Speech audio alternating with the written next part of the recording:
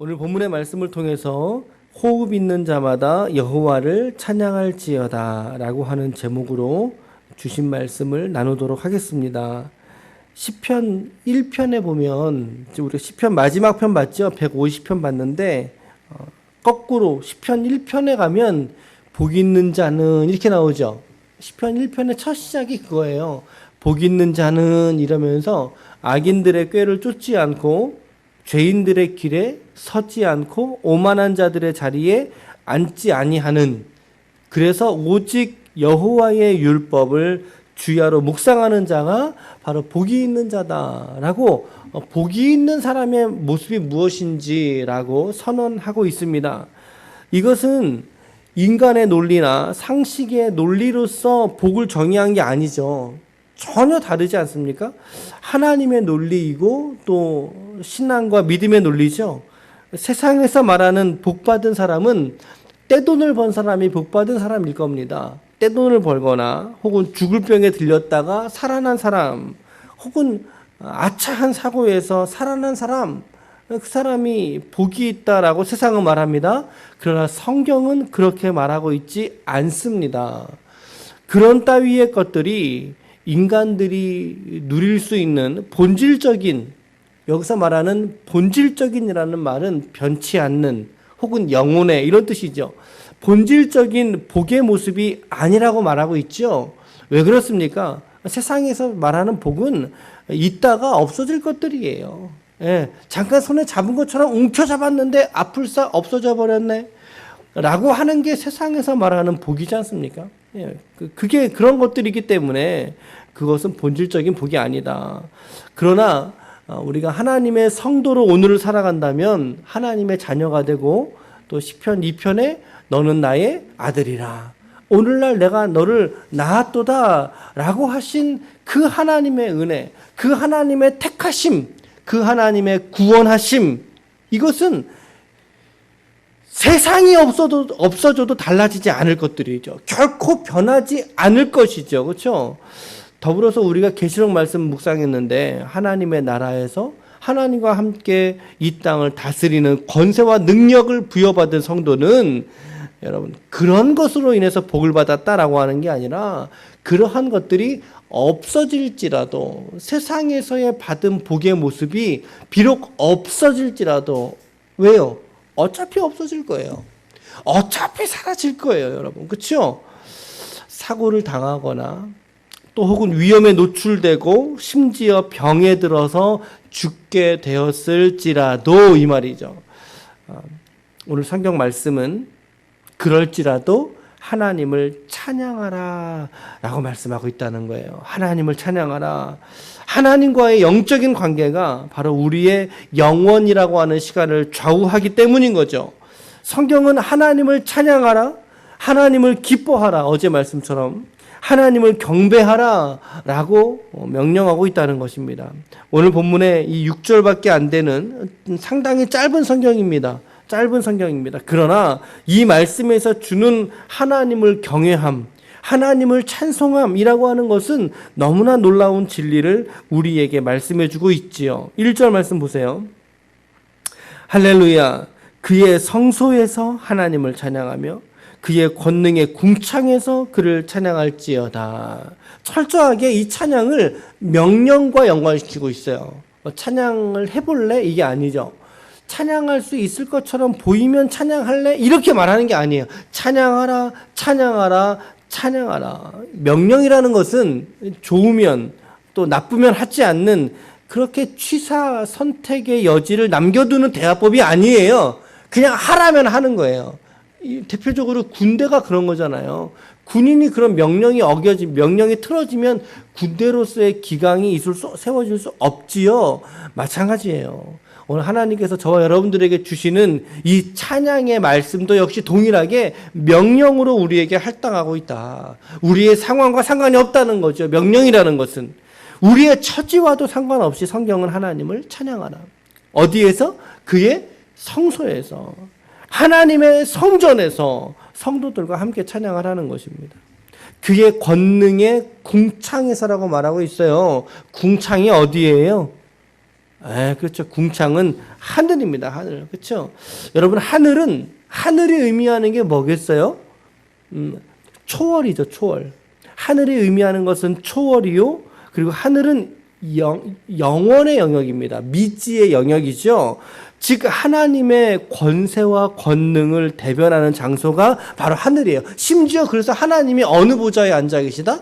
하늘 보좌에 앉아 계신다라고 우리가 이야기를 하잖아요. 그 하늘에서 하나님을 우러러 찬양하라는 거죠.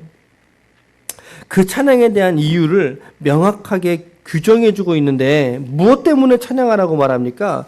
2절 말씀, 2절 같이 읽어볼게요. 시작. 그의 능하신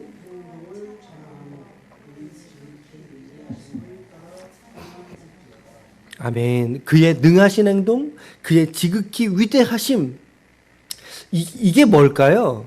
능하신 행동과 그분의 지극히 위대하심이 과연 무엇일까요? 그것은 나의 영혼의 구원입니다. 나의 영혼의 구원입니다. 왜냐하면 이거는 하나님 이외에는 할 수 있는 분이 안 계세요. 이 땅 가운데. 하나님 이외에는 우리에게 영혼의 구원을 주실 수 있는 분이 없다는 거죠. 여러분, 누가 인간의 영혼을 구원할 수 있습니까? 어떤 피조물이라도 우리의 영혼, 내 영혼을 하나님 앞에서 이 죄악에 사로잡혀 있는 나의 영혼을 구출해 낼 자, 구원해 낼 자가 없어요, 여러분. 오직 한 분, 그리스도 예수, 그분의 피, 나를 대신하여 죽으신 그분의 십자가의 대속이 바로 저와 여러분들을 오늘 구원하신 줄 믿으시길 바랍니다. 이것이 하나님의 크신 위엄이에요. 이것이 하나님의 크신 위대하심이에요. 근데 이 구약 성경에서 말하는 하나님의 위대하심과 또 하나님의 능하신 행동이라고 말할 때는요, 이것은 언제나 항상 무엇과 연결되죠? 구약 성경에서 이스라엘의 출애굽 사건과 연결돼요. 특별히 그 중에서도 홍해 사건과 연결돼요. 이스라엘은 홍해 사건까지 이 능하신 행동, 하나님의 위대하심이라고 늘 언제나 고백할 때는, 관용구처럼 고백할 때는 즉 홍해 사건을 연상시키면서 하는 얘기예요. 그러면서 3절부터 6절까지 지금 이 3절부터 6절까지의 이 찬송이 나오거든요.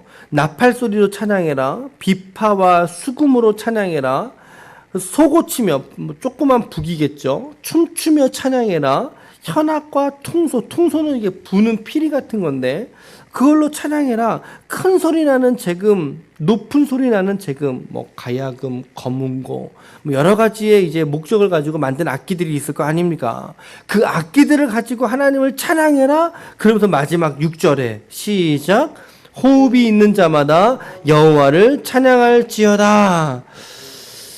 지금 이렇게 지금 말씀하고 있단 말이죠. 이거는 사실 출애굽기 15장에 있는 모세와 미리암의 노래를 연상시키는 대목입니다. 출애굽기 15장 1절과 2절에 보면 내가 여호와를 찬송하리니 모세가 그는 높고 영화로우시며 말과 그 탄자를 바다에 던지셨음이로다. 여호와는 나의 힘이요 노래시며 나의 구원이시로다. 그는 나의 아버지 하나님이시니 내가 그를 찬송할 것이요 내 아버지의 하나님이시니 내가 그를 높이리이다. 라고 하면서 하나님을 노래하고 있어요. 하나님을 찬양하고 있어요. 미리암도 이 찬송에 동참하고 있는데 15장 20절과 21절 제가 읽어볼게요. 아론의 누이 선지자 미리암이 손에 소고를 잡고 모든 여인들도 그를 따라 나오며 소고를 잡고 춤추니 미리암이 그들에게 화답하여 이르되 너희는 여호와를 찬송하라. 그는 높고 영화로우시며 말과 그 탄자를 바다에 던지셨음이로다. 정확하게 지금 출애굽 중에 홍해 사건을 노래하고 있습니다. 이 사건이 이스라엘의 전 세대의 모든 역사 속에 가장 중요한 사건이었던 거예요. 가장 중요한 사건. 홍해를 건너고 쫓아오던 애굽의 군대를 물에다가 수장시키신 말과 그 말의 탄자들, 쫓아오는 애굽의 군대들을 수장시킨 그 하나님 바라보면서 이스라엘이 기뻐하면서 노래하는 거예요. 찬양하는 거예요. 이 홍해의 모티브, 이스라엘의 거의 모든 역사 속에 이 모티브는 항상 등장합니다. 언제나 등장합니다. 이 홍해 사건을 계속해서 기억하고 찬송하고 그 하나님을 높이는 것을 볼 수 있다는 거죠. 심지어 계시록에서도 이 홍해 사건을 말씀하고 있죠. 그러니까 출애굽기 15장의 사건과 찬송과 오늘 시편 150편의 사건, 출애굽기 15장의 홍해 사건과 그리고 시편 150편의 이 찬송의 문맥은 서로 다를지라도 궁극적으로 하나님을 찬양하고 높이는 그 이유에 있어서는 동일하다. 무엇이라고요? 하나님의 구원 사건. 그러니까 오늘 여러분과 저도 이 말씀을 적용할 때 우리의 찬양의 이유가 무엇이 돼야 되겠어요? 그러면 하나님의 십자가인 거죠. 그리스도의 십자가.